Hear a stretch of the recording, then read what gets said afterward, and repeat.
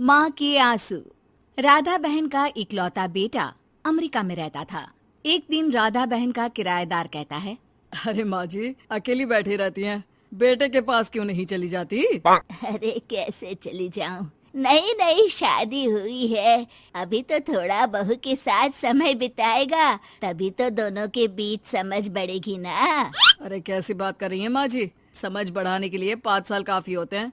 5 साल की शादी को कोई नई शादी नहीं कहता। हाँ वो तो है, आया था पिछले साल उसका फोन, पूछ रहा था कैसी हो, पर अब तो काफी साल हो गए, कोई फोन भी नहीं आता। तभी फोन की बेल बजती है। लो 100 साल की उम्र है, आ गया मेरे मयंक का फोन।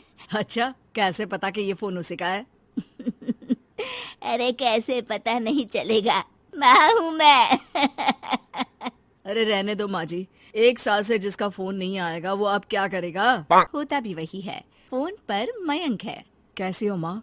अरे बेटा, तेरी आवाज सुन ली, अब तो मौत भी क्यों ना आ जाए, बहुत याद आती है बेटा। माँ मैं वो ऑफिस में था। अच्छा माँ, वो रीना बोल रही थी कि तुम अकेली रहती हो इंडिया में, वो ठीक नहीं है। अब बुजुर्ग भी तो हो रही हो, अकेले पकाना खिलाना, वो चाह रही है कि अब तुम यहीं आ जाओ, हम लोग साथ रहते हैं ना। राधा बहन की आंख से पानी गिरने लगता है, वो कुछ नहीं बोल पाती। माँ हेलो, सुन रही हो ना माँ? हाँ बेटा, तेरे साथ रहूंगी, सुबह शाम तुझे देखूंगी, और क्या जीवन में है तेरे पापा के जाने के बाद। तभी बीच में बेटा माँ को रोक देता है। हाँ हाँ ठीक है माँ, तो मैं आता हूँ अगले हफ्ते तुम्हें लेने के लिए। राधा बहन को तो मानो बुढ़ापे में किसी ने पंख दे दिए हो, उड़ी जा रही थी पूरे मोहल्ले में। अरे वो मयंक आ रहा है, अब तो अमेरिका जा रही हूँ मैं, वहीं रहूंगी। अच्छा है मौसी, आपका जीवन देखकर तो मुझे भी रोना आ जाता था। कोई बात नहीं मौसी, देर से ही सही, सब अच्छा होने वाला है अब। राधा बहन दौड़ दौड़ कर सामान ला रही थी। अरे इतना सामान तो 2 साल में भी कभी नहीं खरीदा जो 2 दिन में लिए जा रही हो मौसी। अरे बेटा आ रहा है ना अमेरिका से। अच्छा, तो पकवान बनाने की तैयारी चल रही है? हाँ बिल्कुल, उसको बेसन के लड्डू बहुत पसंद है। रात भर भूनना तलना ये सब प्रोग्राम चलता रहता है राधा बहन के घर में। और फिर वो दिन भी आ जाता है जब बेटा घर आता है। कौन? माँ मैं मयंक, ये घर का क्या हाल बना रखा है, न सफाई न धुलाई, कैसा लग रहा है ये घर? घर तो ऐसा ही था बेटा, हमेशा से, बस तू थोड़ा कमजोर लग रहा है। क्या हुआ बेटा? ये कमजोर नहीं फिट होता है माँ। वैसे और बता, क्या हाल है तेरे? बेटे के मुंह से हाल पूछने का अंदाज भले ही फॉर्मेलिटी वाला हो, लेकिन राधा बहन की आंख फिर भर आती है। अरे यार, ये तुम्हारी हर बात पर रोने की आदत न जाने कब जाकर खत्म होगी।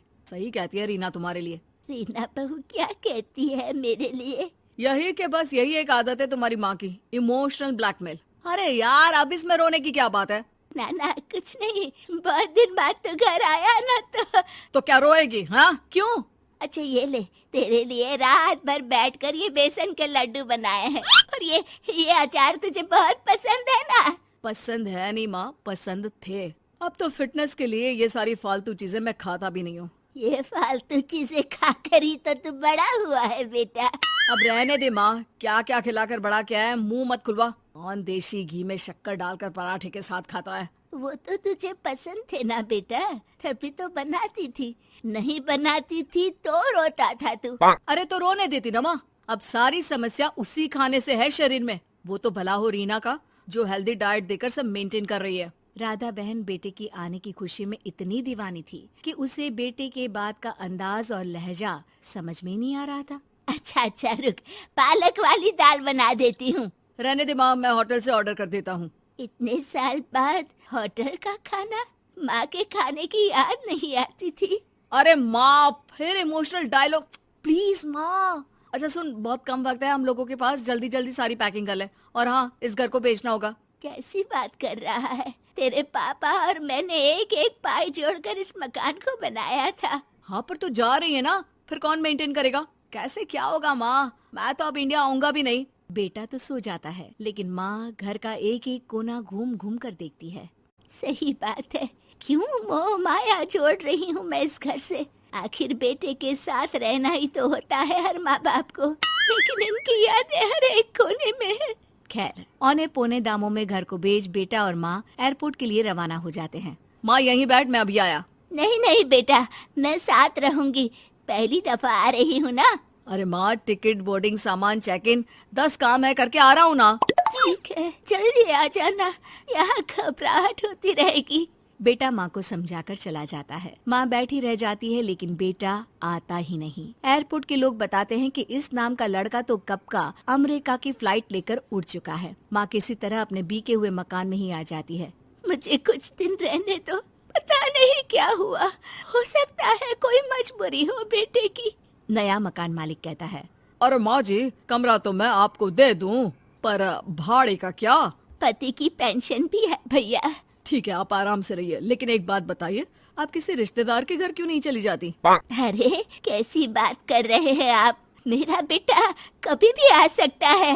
अगर मैं उसे यहाँ नहीं मिली तो